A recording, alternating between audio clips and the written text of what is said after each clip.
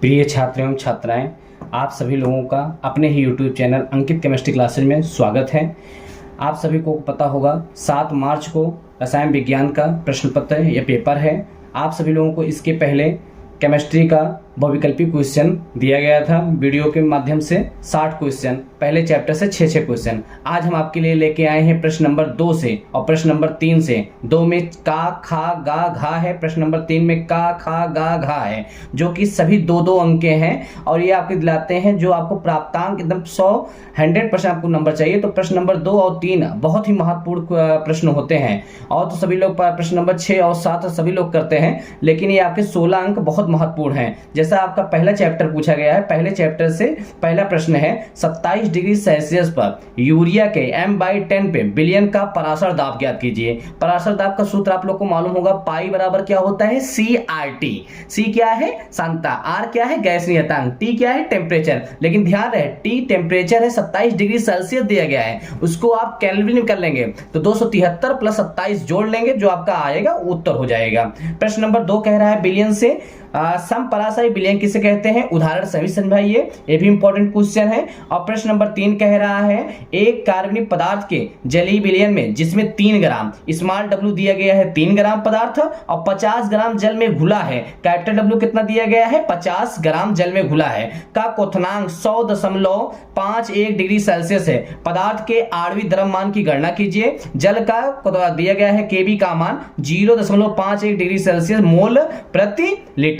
फिर आपका प्रश्न नंबर 4 दिया गया है, ये भी 2 अंक का बहुत ही पूछा गया, आपकी 2023 में ये क्वेश्चन आया था। दो द्रवों A तथा B के वाष्प दाब क्रमशः 80 मिमी है तथा 60 मिमी है। A के 3 मोल तथा B के 2 मोल मिलाने पर प्राप्त मिश्रित विलयन का कुल वाष्प दाब कितना होगा। कुल वाष्प दाब राउल्ट के नियम पे आधारित सवाल है। सबसे पहले करेंगे क्या, A का मोल प्रभाव निकाल लेंगे और B के मोल प्रभाव निकाल लेंगे। A का निकालें तो मेरे ख्याल से A का आएगा 3 बटे और 3 हम 2 जोड़ेंगे 5 हो जाएगा, और B का मोल प्रभाव निकालेंगे, B का हो जाएगा 2/5। तो आप करेंगे कैलकुलेशन 280 और इंटू कर लेंगे 3/5 प्लस, और इसमें करेंगे कितना है 60 मिमी, 60 × 2/5 करेंगे तो आपका आएगा 72 मिमी। ये आपका आंसर हो जाएगा मात्र एक लाइन पे। फिर आपका लेसन 2 से वैद्युत रसायन से, इसके भी 4 क्वेश्चन।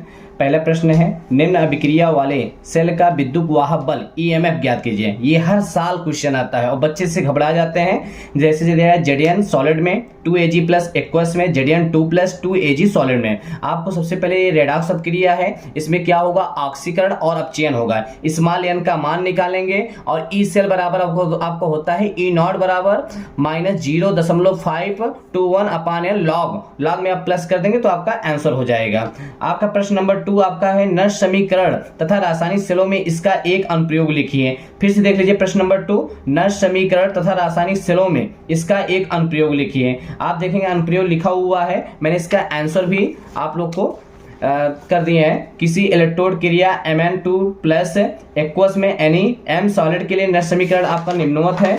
नष्ट समीकरण क्या है आपका, E सेल बराबर E0 सेल -2.303 RT log 10 अपान क्या NF है और log 10 MS अपान क्या Mn एक्वस में। E सेल क्या है इलेक्ट्रोड विभव, E0 लग जाए, नॉट तक मतलब होता है माइनस इलेक्ट्रोड विभव। N क्या है इलेक्ट्रोड अभिक्रिया में प्रयुक्त इलेक्ट्रॉनों की संख्या। अभी आपको मैंने थोड़ी देर पहले बताया था जिसके EMF ज्ञात करने था। ऑक्सीकरण और अपचयन कितने इलेक्ट्रॉनों का आदान प्रदान हो, वही आपका है। R क्या है गैस नियतांक, T क्या है परम ताप, M क्या है फैराडे स्थिरांक है। तीसरा प्रश्न है इंपॉर्टेंट क्वेश्चन है, कोलराउस नियम को परिभाषित कीजिए। 2 अंक का है, पूरा नहीं करना, व्याख्या नहीं करना है। प्रश्न नंबर 3 कोलराउस नियम को परिभाषित कीजिए। प्रश्न नंबर 4 है 298 केल्विन पर 0.5 m KCl विलयन की चालकता 0.25 साइमन प्रति सेंटीमीटर ऊपर जाएगा सेंटीमीटर इनवर्स हो जाएगा, इसमें मोलर चालकता की गणना कीजिए। अब आपका आ गया लेसन 3 रासायनिक बलगति। रासायनिक गतिज से भी 4 क्वेश्चन, फिर उसके बाद जो नेक्स्ट पार्ट होगा उससे भी 4 क्वेश्चन। पहला क्वेश्चन पूछा गया अभिक्रिया के वेग से आप क्या समझते हैं। अभिक्रिया के वेग से आप क्या समझते हैं, ये क्वेश्चन इंपॉर्टेंट है, जिसमें औसत वेग रेट निकालना होता है, ताक्षणिक दर, अलग अलग क्वेश्चन पूछ लेता है। और दूसरा क्वेश्चन है अभिक्रिया की आणविकता और कोटि को परिभाषित कीजिए, वही अंतर हो गया, और दोनों में अंतर स्पष्ट कीजिए। अभिक्रिया की आणविकता और कोटि को परिभाषित कीजिए और दोनों में अंतर इसमें है। आणविकता कभी शून्य नहीं होती है, कोटि शून्य होती है।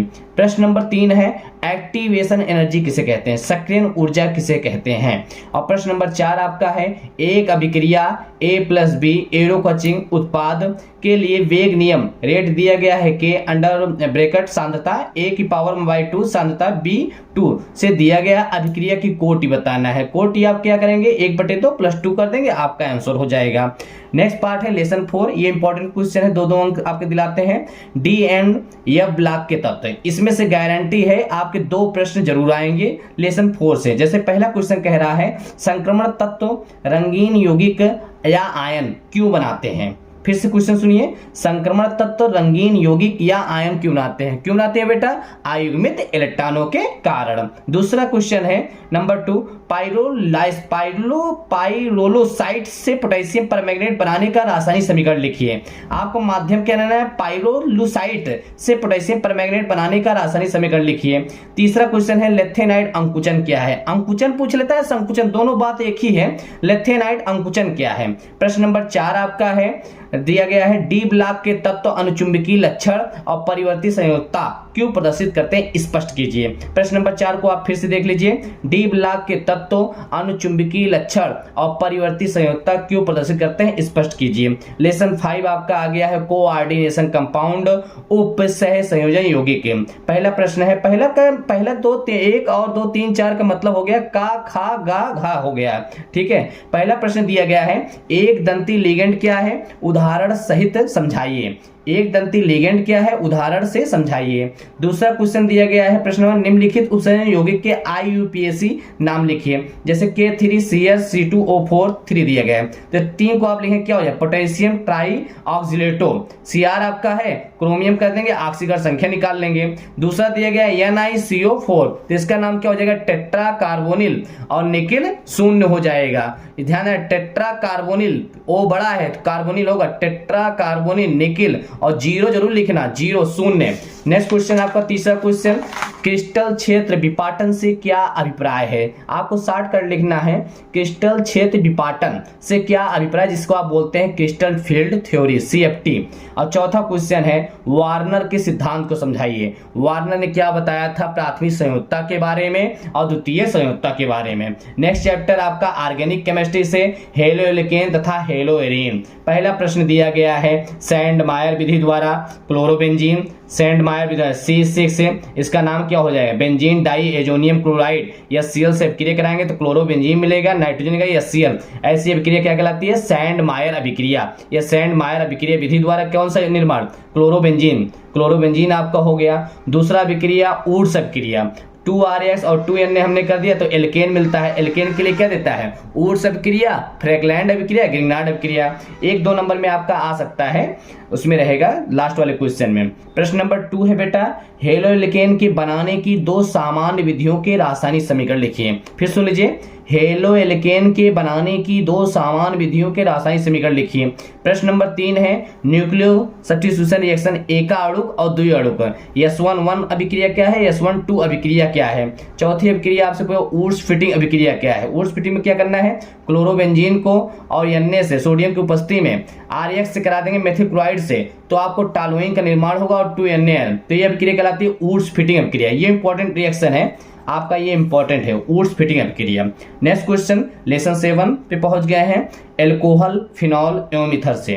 पहला क्वेश्चन पूछ रहा है क्या होता है जब फॉर्मल्डिहाइड की HCl से अभिक्रिया कराई जाती है। फॉर्मल्डिहाइड का मतलब HCHO की HCl से अभिक्रिया कराई, ये वेरी मोस्ट इंपॉर्टेंट है। क्या होता है जब फॉर्मल्डिहाइड की HCl से अभिक्रिया कराई जाती है। और दूसरा क्वेश्चन हाइड्रोजन आयोडाइड की मेथॉक्सी बेंजीन से अभिक्रिया।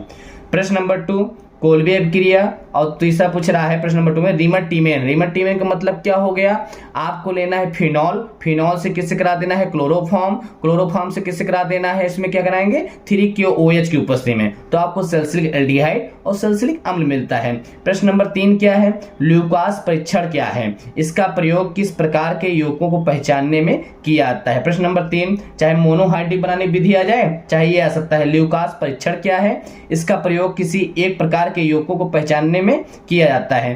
प्रश्न नंबर 4 मोस्ट इंपॉर्टेंट क्वेश्चन है, 2023 में एनसीईआरटी पैटर्न पे क्वेश्चन आया था। एक एरोमेटिक कार्बनिक यौगिक कैपिटल ए, फिर से देखें, एक एरोमेटिक कार्बनिक यौगिक कैपिटल ए क्लोरोफॉर्म CH-Cl3 और KOH के साथ अभिक्रिया से B और C देता है, जिन्हें जिंक चूड़ के साथ आश्रित करने पर यौगिक D मिलता है। D के ऑक्सीकरण से C7, इसी को ध्यान रखना है, C7H6O2 और सूत्र वाला यौगिक E में प्राप्त होता है। A, B, C, D और E यौगिक की पहचान कीजिए, प्रत्येक अभिक्रिया का रासायनिक समीकरण भी लिखिए। मैं हिंट दे दे रहा हूं, कैपिटल ए आपका क्या है, फिनॉल है, C6H5OH है, और इसमें कराएंगे तो B मिलेगा। देखो कैपिटल B क्या मिल रहा है, C6H4 और OH और CHO। D क्या मिल रहा है आपको, बेंजल्डिहाइड C6H5CHO, ये आपको मिल रहा है। इसका ऑक्सीकरण करेंगे तो क्या मिल जाएगा, D का ऑक्सीकरण करेंगे तो क्या मिल जाएगा, बेंजोइक अम्ल C6H5COOH। नेक्स्ट पार्ट आपका लेसन 8 पे पहुंच गए, एल्डिहाइड, कीटोन एवं कार्बोक्सिलिक अम्ल।